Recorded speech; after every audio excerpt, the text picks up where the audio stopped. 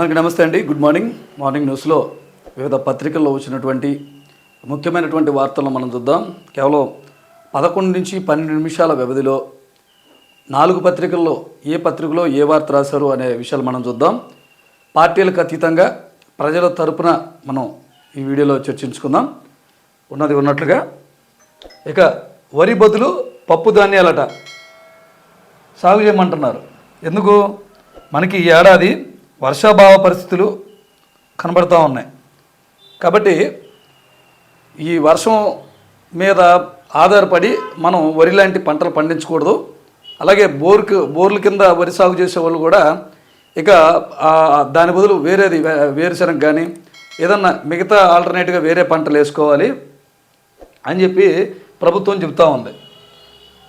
June వచ్చింది, ఖరీఫ్ మొదలైంది, L నీనో ప్రభావం కనిపిస్తోంది. సెప్టెంబర్, అక్టోబర్ వరకు వర్షాభావ పరిస్థితులు ఉండవచ్చని వాతావరణ శాఖ హెచ్చరిస్తుంది. సాగునీటిని పొదుపుగా ఉపయోగించుకోకపోతే రాబోయే రోజుల్లో గడ్డు పరిస్థితులే. ఈ నేపథ్యంలో ఖరీఫ్ సాగుపై వ్యవసాయ శాఖ కార్యాచరణ రూపొందించింది. ఎక్కువ నీటి అవసరం ఉండే పంటల సాగు తగ్గించి వర్షాధార పంటల సాగుకు ప్రోత్సాహం కల్పించాలని నిర్ణయించింది.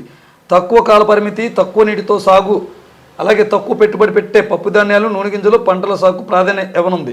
వరికి ఎక్కువగా నీరు అవసరం. ఈ నేపథ్యంలో బోర్ల కింద సాగు చేసే వారి ప్రాంతాలను గుర్తించి అక్కడ పప్పు ధాన్యాలు, నూనె గింజలు పంటల సాగు చేయించాలని నిర్ణయించిందంట. దీనికి రాయితీలు కూడా ఇచ్చి ప్రోత్సహిస్తుంది ఈ పంటలకి. ఎందుకంటే ఇప్పుడు నీరు లేకపోతే మనం ఏం పంట పండించలేం కదా. ఈ సంవత్సరం ఏడాది ఎండలు ఎక్కువగా ఉన్నాయన్నమాట, 45 డిగ్రీల పైన ఉంది. కాబట్టి ఇప్పుడు వర్షాలు పడే పరిస్థితి లేదని చెప్పి చెప్తున్నారు. ఇక ప్రాంతీయవాదం ఉగ్రవాదం కంటే ప్రమాదం అని చెప్పి పవన్ కళ్యాణ్ గారు నిన్న తెలంగాణలో గట్టిగా అరిచి మరీ స్పీచ్ ఇచ్చారు.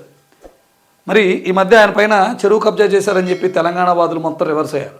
దానికంటే ముందు జరిగింది ఏంటంటే ప్రొఫెసర్ నాగేశ్వర్ మరి అమిత్ షాకి ఈయనకి జరిగినటువంటి ఒక చిన్న మీటింగ్లో ఈయన జగన్ అరెస్ట్ చేయమన్నారని, ఆయన మీకేం పర్లేదా, ఇప్పుడు అరెస్టులు ఏంటి, జగన్కి ప్రజా మద్దతు ఉంది, ఇప్పుడు అరెస్ట్ చేయడానికి వీలేదని ఆయన చెప్పటం, ఆయన విశ్లేషించటం, అక్కడి నుంచి గొడవ స్టార్ట్ అయింది. తర్వాత నాగేశ్వర గారు ఈయనకి క్షమాపణలు చెప్పడం అయింది. తర్వాత ఫ్యాన్స్కి వీళ్ళకి మధ్య రచ్చరగిలింది.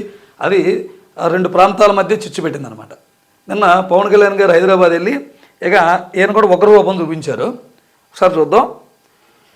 ఇది నా దేశం, ఎక్కడైనా అడుగు పెడతా, మీ బెదిరింపులకు భయపడాలా, తెలంగాణలో జనసేన పార్టీ పోటీ చేసి తీరుతుంది, ఆంధ్రలోనే అధికారం కోని వాడిని ఇక్కడ ఎందుకు కోరుకుంటా, జాతీయ పార్టీ కాంగ్రెస్ నోట ప్రాంతీయ పలుకులా, జనసేన అధినేత పవన్ కళ్యాణ్. అంటే నేను కాంగ్రెస్ పార్టీకి చెందినటువంటి కొంతమంది మంత్రులు కూడా ప్రెస్ మీట్ పెట్టి పవన్ కళ్యాణ్ విమర్శించారు. ఓవరాల్గా అక్కడ ఒక ప్రాంతీయవాదం వచ్చిందనమాట. సో నేను తెలంగాణలో కూడా పోటీ చేస్తా, మిమ్మల్ని అడుగుపెట్టొద్దంటానికి మీరెవరు, మిమ్మల్ని అడుగుపెట్టని అన్నదానికి కౌంటర్ ఇచ్చారనమాట ఈయన. మళ్ళీ ఇంకో మాట, ఈయన ఇంపార్టెంట్ మాట మనం ఒకసారి చూడాల్సి వస్తే, ఆంధ్రాలోనే అధికారం కోరుకోని వాడిని ఇక్కడ ఎందుకు అధికారం కోరుకుంటా. మరి ఇక్కడ పవన్ కళ్యాణ్ గారు రాజకీయ పార్టీ ఎందుకు పెట్టినట్టు, అధికారం లేనప్పుడు ఎందుకు? సరే, కమ్యూనిస్టు పార్టీలాగా అధికారం ఉండకుండా ప్రజా సమస్యలే మా ఎజెండా అనుకుంటే మరి ప్రజల్లో ఉండి ప్రభుత్వాన్ని నిలదీయొచ్చు కదా. తెలుగుదేశం పార్టీకి మద్దతు ఇవ్వటం, బీజేపీ పార్టీకి మద్దతు ఇవ్వటం, వాళ్ళని గెలిపించండి అని చెప్పి ప్రాధేయపడటం, పెద్దగా ఒక పార్టీని టార్గెట్ చేసి అరవటం, ఇవన్నీ ఎందుకు? ఇక్కడ ఆంధ్రాలో ఈయన సవాళ్ళు తొడలు కొట్టడం అంతా అయిపోయింది. ఇప్పుడు తెలంగాణ వెళ్తున్నారు. నిజంగా ఈయన ప్లేస్లో ఓ చంద్రబాబు నాయుడు గారో, లేకపోతే జగన్మోహన్ రెడ్డి గారో, లేకపోతే రేవంత్ రెడ్డి గారో, లేకపోతే అంతకుముందున్న కేసీఆర్ గారో, లేకపోతే కేటీఆర్ గారో, ఇటు లోకేష్ గారో, వీళ్ళు ఉంటే ఈయనలాగా మాట్లాడతారా? ఇలా కేకలేసి తిరుగుతా అని అరుస్తారా? జనరల్గా ఒక పార్టీకి కౌంటర్ ఇవ్వాల్సి వచ్చినప్పుడు నేతలు సహజంగా ముందు స్పీచ్ మొదలుపెట్టి మధ్యలో కాస్త గొంతు గాంభీర్యంగా పెట్టేసి ఆ వార్నింగ్ ఇది ఇచ్చేసి నార్మల్గా వచ్చేసి వాళ్ళ భావాజాలం చెప్తారు. కానీ పవన్ కళ్యాణ్ గారు అలా కాదు. 30 నిమిషాలు ఉద్యమ స్ఫూర్తితో చెగువేరా కన్నా ఎక్కువగా అవతల వాళ్ళకి గూప్స్ బంప్స్ వచ్చేలాగా స్పీచ్ ఇస్తారు. దానివల్ల ఏమన్నా ఉపయోగం ఉంటుందా అంటే ఏమాత్రం ఉపయోగం ఉండదు.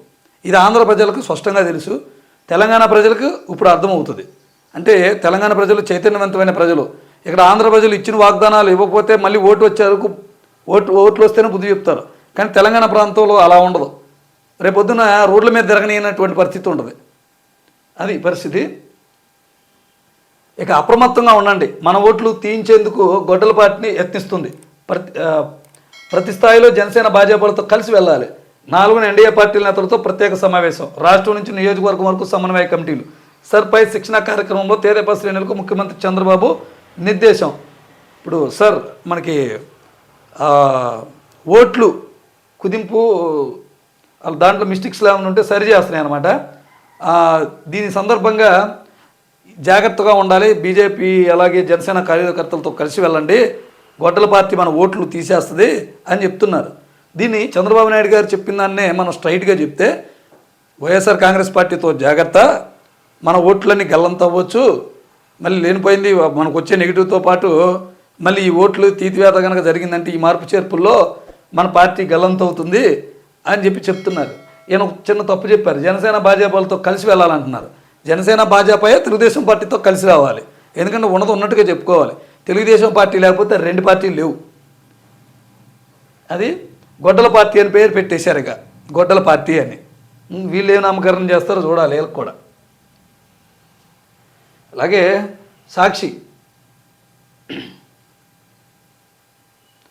సాక్షిలో బ్యానర్ వార్తగా నిన్న అమరావతిలో కొంతమంది రైతులు వెళ్ళి అమరావతి నుంచి జగన్మోహన్ రెడ్డిని కలవడం జరిగింది. ఎందుకంటే ఇప్పుడు రాజధాని అభివృద్ధికి ఇంకా భూములు కావాల్సి వచ్చినాయి అని చెప్పి నోటిఫికేషన్ కూడా ప్రభుత్వం విడుదల చేసింది. అక్కడ బలవంతపు భూసేకరణ జరుగుతుంది, మా భూములు రక్షించండి అని చెప్తున్నారు. భూములు ఇవ్వడం మాకు ఇష్టం లేదు, మేము కనుక భూములు ఇవ్వకపోతే పొలం చుట్టూ గుంతలు తవ్వి పక్క పొలంలో దానివల్ల మట్టి అంతా కరిగిపోయి వెళ్ళిపోతుంది, మా పొలాలు కూడా నాశనం అవుతున్నాయి అని చెప్తున్నారు. మా భూములు ఇవ్వం, రాజధాని ప్రాంత రైతుల స్పష్టీకరణ. చంద్రబాబు ప్రభుత్వం మమ్మల్ని వేధిస్తోంది, పచ్చని పంటలు పండే పొలాలను లాక్కుంటుంది, మా ప్రేమేం లేకుండా దుర్మార్గంగా ప్లాట్లు వేస్తుంది, లేఅవుట్లు వేసి రిజర్వేషన్లు చేస్తుంది, పొలాలన్నింటినీ చెరువుల్లాగా తవ్వేస్తుంది, తరతరాలుగా వస్తున్న భూములు పోతే మేము ఎలా బతకాలి, మాకు మా పిల్లలకు భవిష్యత్తు లేకుండా చేస్తుంది. చంద్రబాబు తీరుతో నిద్రలేని రాత్రులు గడుపుతున్నాం. చంద్రబాబు లోకేష్ మా గోడు వినిపించుకోవడం లేదు. అందుకే వైఎస్ఆర్సీపీ అధ్యక్షుడు వైఎస్ జగన్ను కలిశాం. ఆయన మా కష్టం విని నేనున్నానంటూ అండగా నిలిచారు.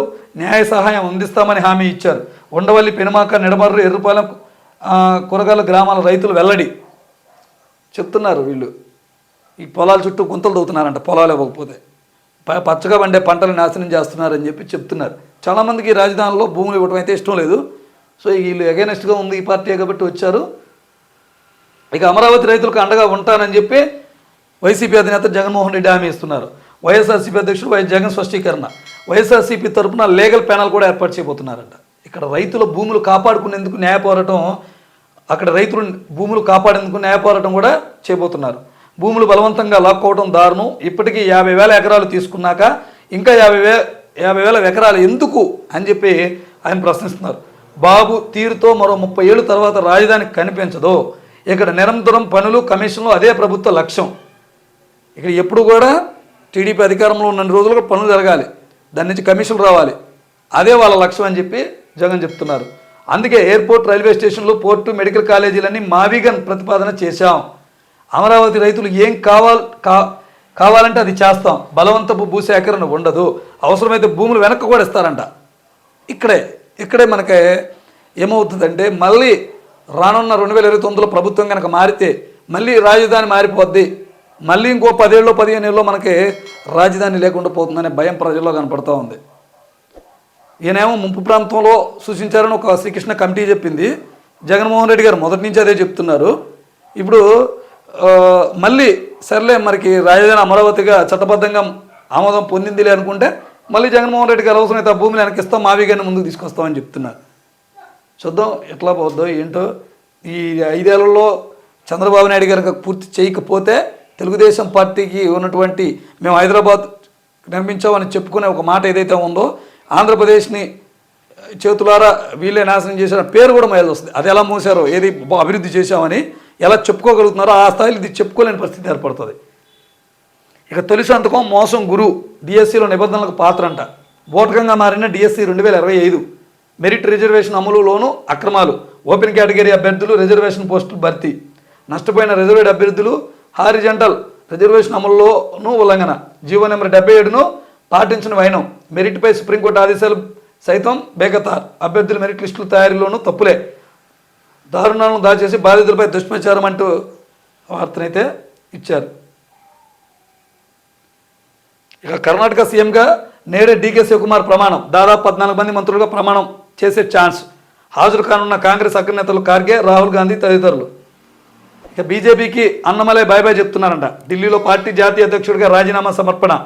బిఎల్ సంతోష్ అమిత్ షాతోనూ భేటీ. సెప్టెంబర్లో కొత్త పార్టీ ప్రకటనకు సన్నాహాలు. తమిళనాడు నడిపించడానికి రండి అంటూ అనుచరుల పోస్టర్లు. తమిళనాడు బలమైన పార్టీ ఏర్పడింది, మళ్ళీ ఇంకో పార్టీ పెడుతున్నారు. బాబు మరో అప్పు 4,400 కోట్లు. బాబు సర్కారు రుణభారం 3,47,095 కోట్లు.